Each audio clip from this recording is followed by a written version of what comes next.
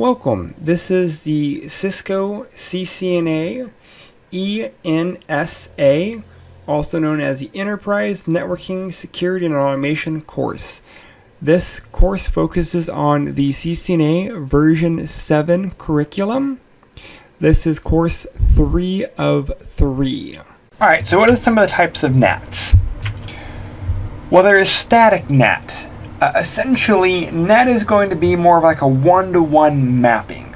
You can say anything coming on this public IP address forward to this internal address. That is a one-to-one type NAT. You can have dynamic NAT, and that's essentially you have an inside global address pool, and it's pretty much first come, first serve. And as you have internal resources that need access to the internet, they will leave and they will just temporarily use a public IP address. There is no real mapping, but that does mean that it does require enough public addresses to satisfy all of the users that are connecting. For example, if you have 5 public IP addresses and you have 6 things trying to access the internet, well, only 5 of them will work. So dynamic NATing is kind of not always the better option. It's not always scalable. So what's interesting is after dynamic NAT, we have what's called PAT, Port Address Translation.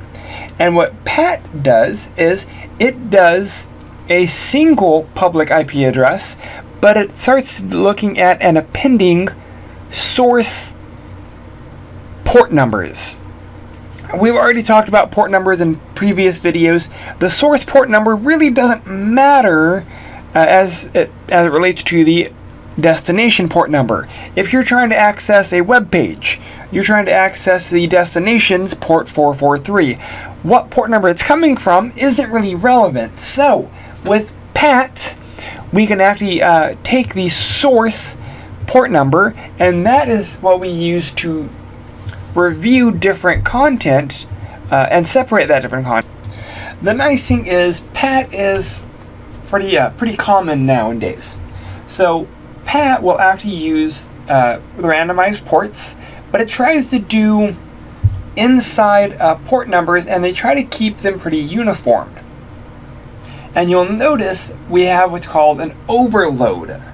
And normally, what we'll do is we'll look at the first assigned port number starting from the beginning of the appropriate port groups, like 0 through 511, 511 through 1023, or 1023 through 65, 535. These will help slowly figure out what port numbers to use. When there are no more port numbers available, there is more than one external address to the address pool. PAT will move to the next address space or the next port pool to actually hand out those ports. Realistically, I've never had to go into that much detail. Essentially, it will look through the port numbers it has available, and it will use them to just temporarily assign so that we can link the individual sessions. So here we have 10.11 and 10.12. Both of these are trying to access the internet. So to make sure they are kept separate, the NAT router will actually designate 2 different port numbers, and inside the router will have a NAT table that says anything responding on port 1444, and again that's just a temporary port, that will actually be mapped internally to this address. Anything responding to this port number will respond to this guy. And that way we can have one public address with multiple devices. And this is, again, one of the more common options. We're going to look at how to configure all of these in our lab videos, and those are coming up next. So let's look at a comparison. So if we were doing an inside global and inside local, we've already talked about that. However, with our PATs, essentially it's the same thing, except we're adding port numbers instead. So we have our inside global address, which is really our public address. We have our inside local, which is our private. Here we have our private, but we're again tacking on the port numbers so we can make sure that this channel is using the correct port and that port is being forwarded to the correct internal address. NAT is more one-to-one. Well, that's not realistic when you only have one public IP address. So PAT will use global address mapping using port numbers.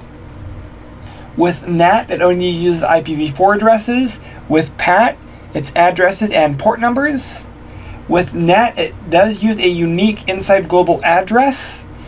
Again, that's going to be how many public addresses you have. Problem with that is, if you don't have several public addresses, then this doesn't work. With PAT, you only need one public address. So packets without a layer 4 segment, essentially, because some packets do not contain a layer 4 port number, for example, ICMPv4. Each of these message protocols is handled differently by PAT.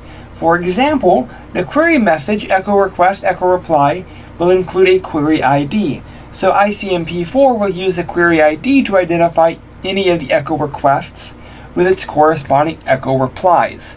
So even though it won't use port numbers, it will use something inside of that protocol to link the two. We have a packet tracer investigating NAT operations. So let's talk about some of the advantages and disadvantages. Advantages of NAT. NAT conserves public addresses, conserves application port level using multiplexing, increases flexibility in public network spaces. It does allow for private addresses to coexist, and NAT will hide IPv4 addresses inside the network and will translate it to a public address. Disadvantage: NAT will hide an inside private address and will map it to a public address. That means visibility end-to-end does not exist. So end-to-end traceability isn't there. End-to-end addressing isn't there. NAT will also increase forwarding delays based on the equipment. So some of these negatives, well, it all depends on the lens you're looking at. If we are looking at the lens of security, that's not always a negative, but when we're wanting end-to-end connectivity, then that could be a challenge. So it really just depends on the lens when we're looking at the pros and cons. So let's talk about our static NAT. Let's talk about our NAT types a little bit more in depth. First one again, static NAT. Static NAT is a one-to-one NAT.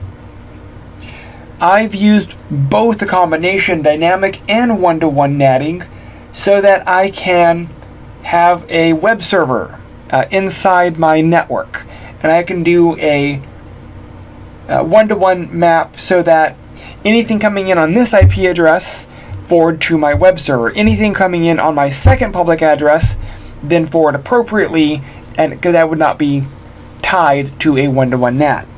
So you can use them in conjunction. You can use them multiple ways. You don't have to decide one or the other. You can do it multiple ways. So how do we configure this? Well, first of all, we set up our mapping. We do our mappings by going to the global configuration mode, type IP NAT inside, source, static. That will be the inside local address, and that will be the inside global address. This is the inside address, this is the outside address. So when things come into this address, forward to that address.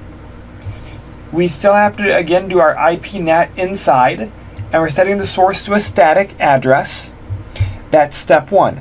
Step two, we need to actually assign what are our inside and outside interfaces. So here we have IP NAT inside. That's going to be attached to the interface on the inside part of the network.